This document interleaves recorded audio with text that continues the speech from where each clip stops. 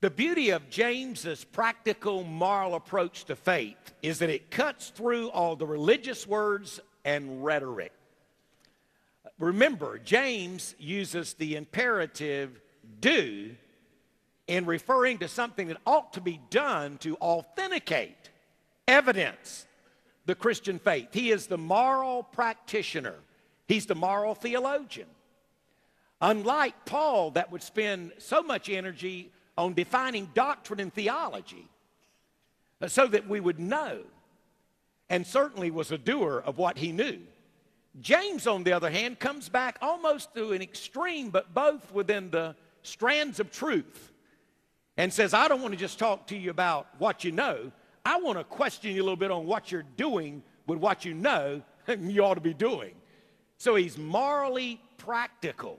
We can fool each other with so easy quotes from the Bible and slip into some type of evangelical cliche.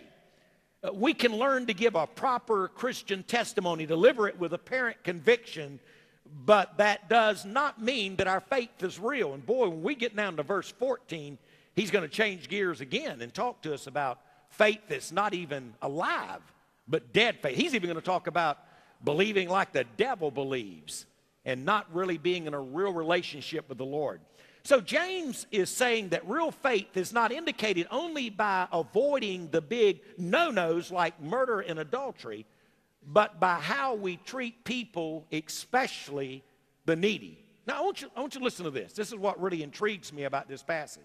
One minute he's talking about favoritism, partiality.